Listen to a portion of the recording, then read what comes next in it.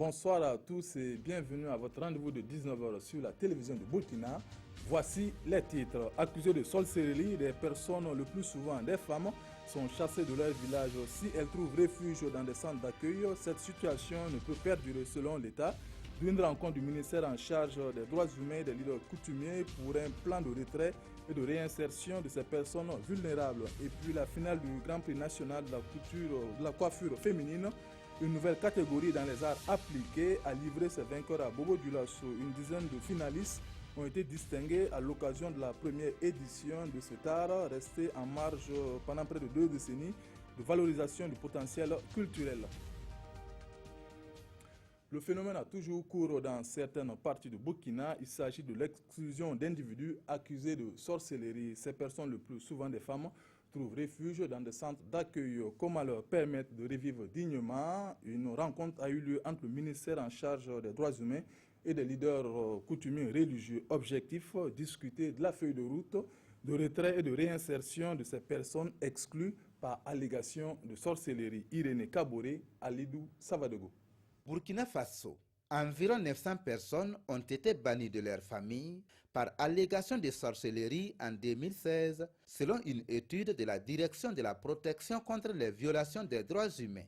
Pour le retrait de ces personnes de leur centre d'accueil et leur retour en famille, le secteur des droits humains a élaboré une feuille de route et sa mise en œuvre va consister au retour en famille de 30 personnes victimes de l'exclusion sociale par allégation de sorcellerie et à la présentation de la feuille de route dans 5 localités du pays. On recense les différents besoins des personnes qui sont exclues, que nous cherchons à combler, si nous voyons que toutes les conditions sont réunies et qu'il n'y a aucun risque, en tout cas pour que cette femme ne puisse encore souffrir dans sa localité, que nous prenons l'engagement d'accompagner maintenant cette femme dans sa localité et nous procédons à des suivis réguliers et aussi à la préparation psychosociale. Pour mettre fin à ces phénomènes, le gouvernement burkinabé a pris des mesures contre cette forme de violation des droits humains. Notre législation ne prévoyait pas de sanctions en tant que telle pour pouvoir réprimer. Aujourd'hui, toute personne qui va exclure une personne pour allégation de sorcellerie peut se voir amendée et peut se voir emprisonnée jusqu'à 5 ans de prison ferme. La présentation de la feuille de route va concerner principalement les chefs coutumiers et religieux, les représentants des départements ministériels et d'organisations de la société civile intervenant dans le domaine de la lutte contre l'exclusion sociale. Les acteurs de la commune de Bamfoura s'imprègnent du contenu des ODD, Objectifs de développement durable, sous l'égide de l'Organisation internationale de la francophonie.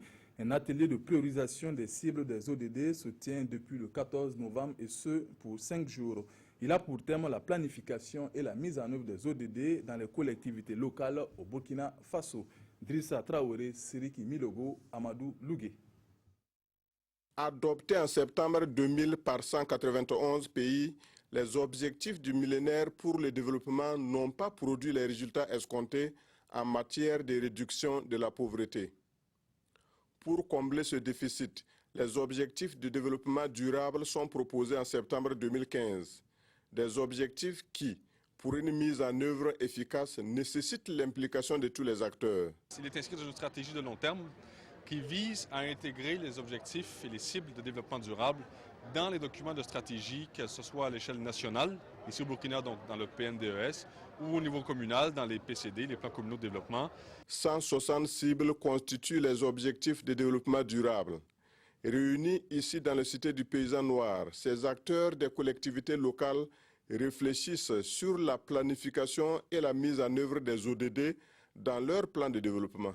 Cet atelier vient à point nommé pour outiller les conseillers dans l'élaboration de ce plan communal. Donc c'est avec une satisfaction et une fierté légitime que nous avons accueilli l'organisation de cet atelier. Il s'agit de procéder à une identification participative des besoins des populations en prenant en compte les objectifs de développement durable et pour pouvoir procéder à l'élaboration du plan communal de développement.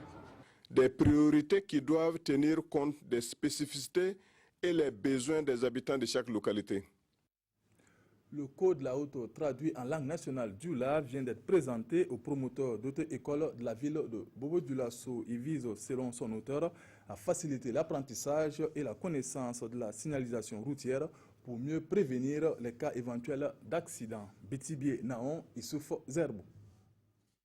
Le code de la route en Djoula consigné dans un livre. L'initiative est de cette dame, Awa Zampou Yoda. Même les piétons doivent comprendre la circulation. Vous devez marcher à gauche. Parce que si tu vas à droite, le véhicule vient, il te prend par derrière. La moto te prend par derrière. La preuve est qu'un oncle est parti comme ça. Jusqu'à présent, ça me fait très mal. Je suis passé dans les auto-écoles d'abord à Ouagadougou. Et à Bobo ici, faire 1 mois avec les auto-écoles et suivre même les examens à la direction. C'est ce que les auto-écoles font dans les écoles qui sont dans ce document. Les promoteurs d'auto-écoles de Bobo-Dioulasso ont reçu chacun un exemplaire. Eux qui ont contribué à la rédaction de ce livre.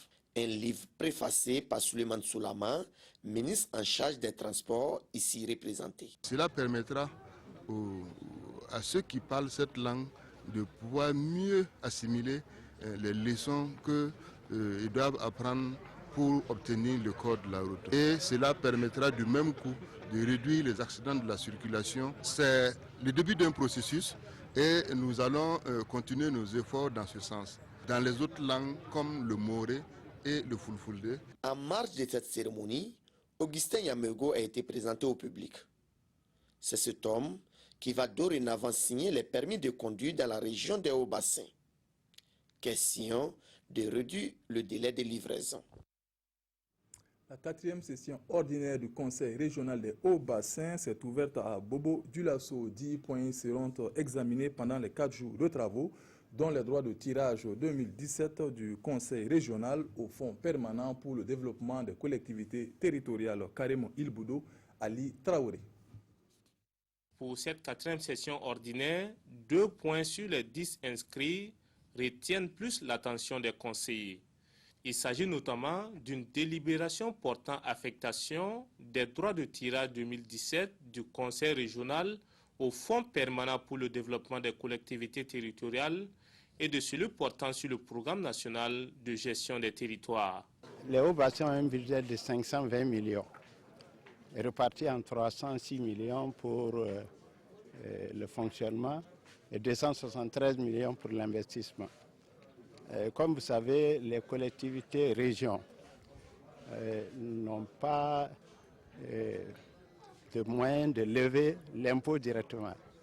Nous percevons des impôts, de l'argent des collectivités qui font partie de notre région, c'est-à-dire les communes. Les chantiers sont grands et les défis énormes, mais le président du conseil régional compte s'attaquer aux plus urgents. Nous allons relire le fonctionnement, le plan de développement du conseil régional même. Puisque quand nous avons été élus, nous avons dit qu'on va donner la priorité beaucoup à l'agriculture.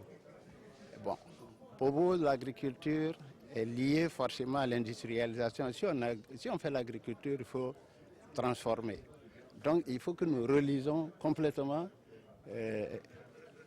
le plan de développement de la région des Hauts-Bassins. Ces conseillers ont 4 jours pour échanger sur ces 10 points afin de rendre des résultats probants. Des résultats qui seront d'une importance capitale pour le développement de la région des Hauts-Bassins. L'art capillaire n'était pas pris en compte lors des Grands Prix nationaux de la culture. Ces choses faites depuis cette année avec l'inscription de la coiffure féminine parmi les arts appliqués. La finale de la compétition de cette catégorie a eu lieu à Bobo-Dioulasso ce samedi. Une dizaine de finalistes ont été distingués, dont les 5 meilleurs avec des prix allant de 200 000 à 1 million de francs CFA. Karimo Ilboudo, Moumouni Baro. Angelina Sanou, c'est elle qui a remporté le Grand Prix national de la coiffure féminine édition 2016. Ce prix, d'une valeur d'1 million de francs CFA et une attestation, a été âprement disputé entre 10 concurrents choisis à l'issue d'une présélection des œuvres. Je n'ai pas de secret, c'est le travail seulement. Je me suis inspirée de tout, voilà. Et avec la famille, les amis, les parents et tout, tout le monde m'a accompagné. Ça a été une réussite.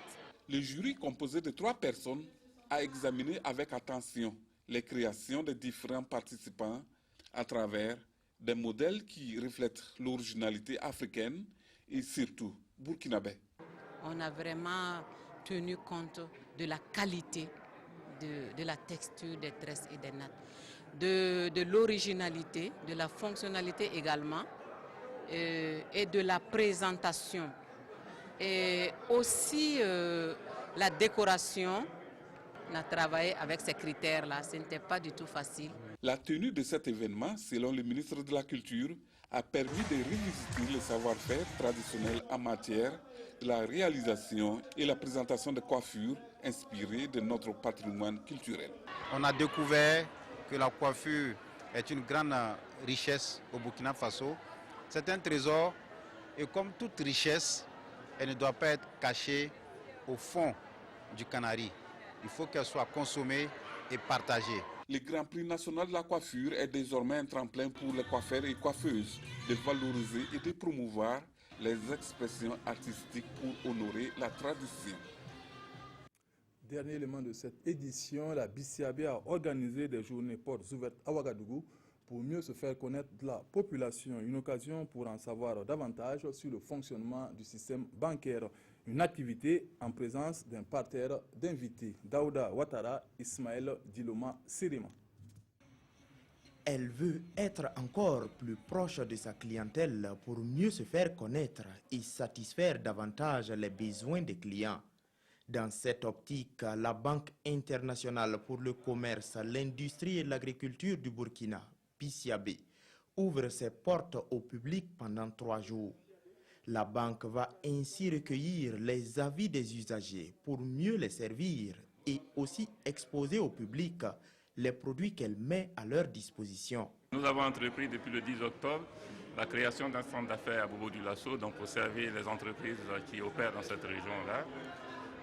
Parallèlement à la création de ce centre d'affaires, nous allons mettre en place un corner prestige pour servir les clients très haut de gamme dans des conditions tout à fait confortables. Au cours de ces journées, la direction générale de la BCAB prévoit offrir une dizaine de tables d'accouchement au centre hospitalier Yalgado Ouedraogo. Et ça, c'est une ambition que le gouvernement ne peut que saluer à un moment où, comme vous le savez, nous recherchons de l'argent pour financer le PNDES.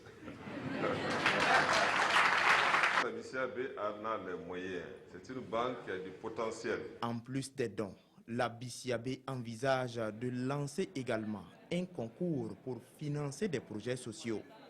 Mais pour l'heure, ni la date du concours, ni les sommes qui seront allouées n'ont été rendues publiques. C'est la fin de cette édition. Merci de nous avoir suivis. Nathalie Kaoré vous retrouve pour le 20h. Bonne suite de programme sur la RTB. Bonsoir.